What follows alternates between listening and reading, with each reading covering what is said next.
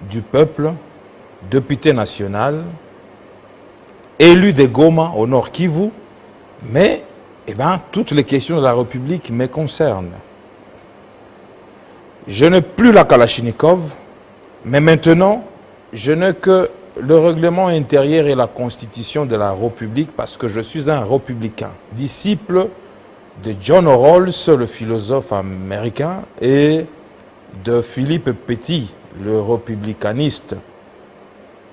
Je pourrais bientôt là soutenir ma thèse de doctorat en philosophie politique sous les guides du professeur Ngoma Binda. Alors, vous avez initié l'interpellation du vice-premier ministre, ministre de l'Intérieur. Vous avez initié la question d'actualité, mais toutes ces questions n'ont pas été examinées à la Chambre basse. C'est ce que je dis. Donc, je n'ai plus la Kalachnikov avec moi. Tout ce que j'ai, c'est que le règlement intérieur me donne et la Constitution comme moyen d'information, questions d'actualité, questions orales avec débat, et aussi les moyens de contrôle. Interpellation, commission d'enquête.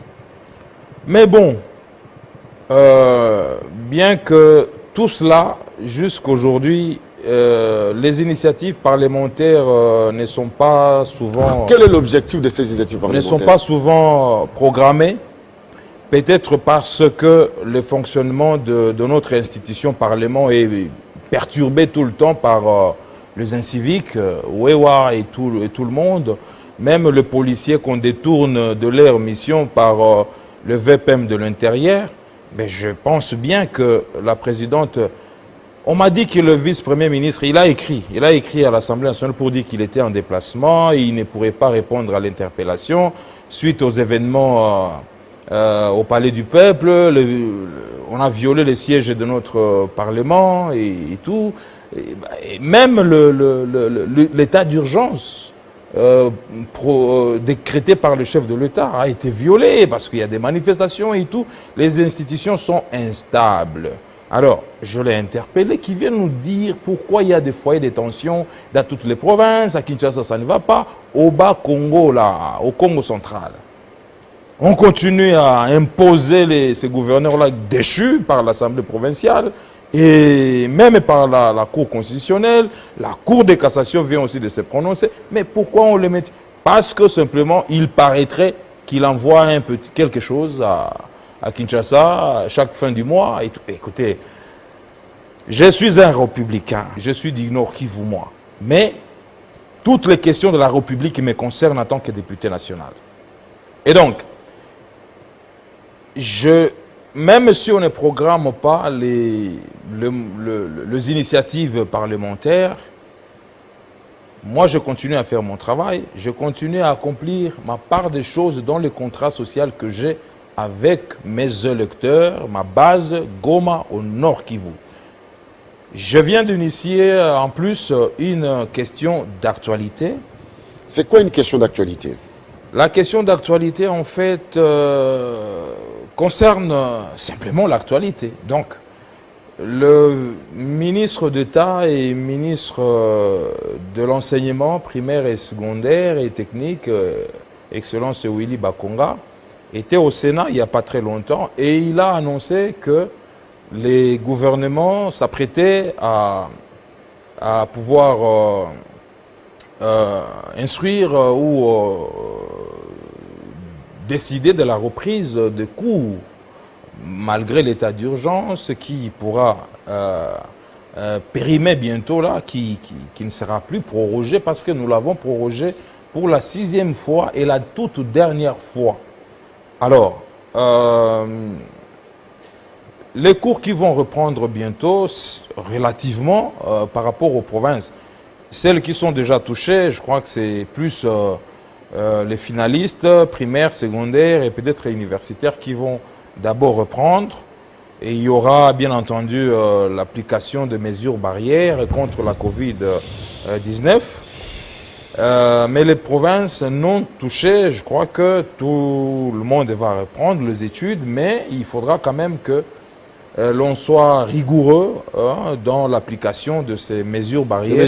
Nous sommes dans l'état d'urgence et c'est parce que justement l'équipe de riposte, le ministère de la Santé ne communique pas assez. Il devait associer de grands communicateurs comme vous, Télé 50, Top Congo FM, StarTime, mais tout le monde n'a pas les bouquets. StarTime pour suivre la lutte contre Covid et tout ça. Vous voyez, donc il y a tout ce déficit communicationnel nous a mis aussi en difficulté.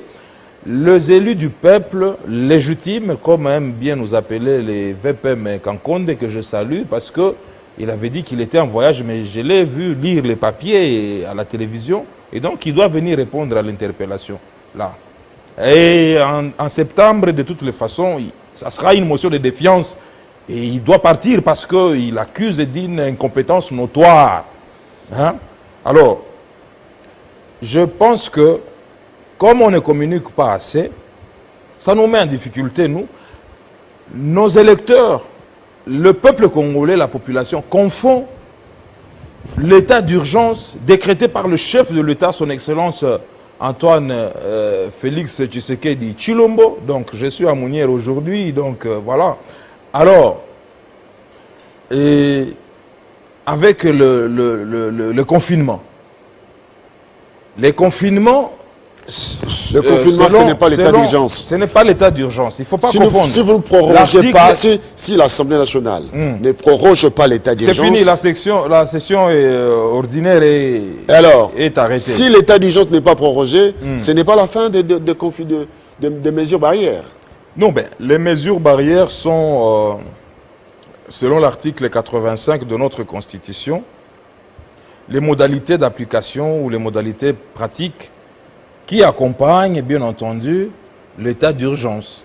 L'état d'urgence, c'est l'article 144 de notre Constitution, l'état d'urgence ou l'état de siège. Et donc, c'est une situation dans laquelle on se retrouve et on est censé être éveillé, mobilisé pour ensemble lutter contre une menace. Elle peut être sanitaire, elle peut être sécuritaire et tout ça, alimentaire même, avec les criquets pèlerins. Et donc, tout le monde se mobilise, tout le monde est éveillé pour faire face à cette menace-là. C'est cela, en fait, l'état d'urgence. Ouais. Mais bon, je crois que l'état d'urgence sanitaire décrété par le chef d'État ne pourra plus être prorogé. En tout cas, les députés, ils sont sous pression, même les sénateurs de leur base. Et donc, maintenant, il y a eu une commission qui a été instituée par la présidente de la Chambre basse à l'Assemblée nationale, notre présidente, Madame Janine Mabunda, présidée par le docteur Félix Kabange Numbi, qui est l'ancien ministre de la Santé. Et donc, on a évalué les forces et faiblesses de toutes les mesures recommandées par l'OMS et aussi notre gouvernement. Et afin de faire des recommandations suppletives au gouvernement pour, bien entendu, par exemple, assouplir les mesures barrières, le confinement. Mais il faut appliquer davantage. On ne peut pas exiger le déconfinement tant que la courbe de contamination est encore ascendante.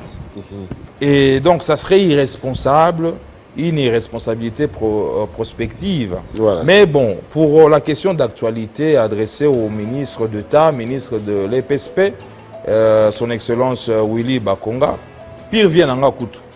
C'est une question d'actualité. C'est une question d'actualité. Pour informer les cours reprennent bientôt, selon ce qu'il a annoncé au Sénat dernièrement, à la Chambre haute. Alors, quelles sont les dispositions déjà prises par le gouvernement pour que nos élèves, nos enfants, nos écoliers, ainsi que leurs éducateurs ne soient pas contaminés par la Covid? On va développer cette thématique. 100 jours, combien d'écoles ont été déjà construites? Et puis, bon, les enseignants non payés. Quand est-ce qu'ils vont devenir les nouveaux payés, NP? Le nouveau mécanisme. Merci beaucoup, on va développer. C'est simplement ça. développer. Mais c'est l'un des meilleurs ministres de ce gouvernement. Merci beaucoup. Voilà. On va développer cette thématique dans d'autres émissions. Question pour nous d'informer à l'opinion publique, à nos téléspectateurs. À 11h juste, vous allez devoir suivre Jean-Marie Kassamba qui va recevoir l'ancien Premier ministre de la République démocratique du Congo. Je le salue. C'est un héros national. Nous avons cité Matata Ponyo. Kassavou, héros national. Pourquoi pas Jean-Marie Kassamba? Merci beaucoup et cela marque aussi la fin de 50 Bonjour. On s'élève aujourd'hui pour dire merci à tous ceux qui nous ont suivi ce matin. Je vous permets de vous déplacer calmement, honorable député. Merci à vous d'avoir suivi ce programme depuis 8h heure de Kinshasa. Nous vous laissons en compagnie du programme de Télé 50 et on vous retrouve demain très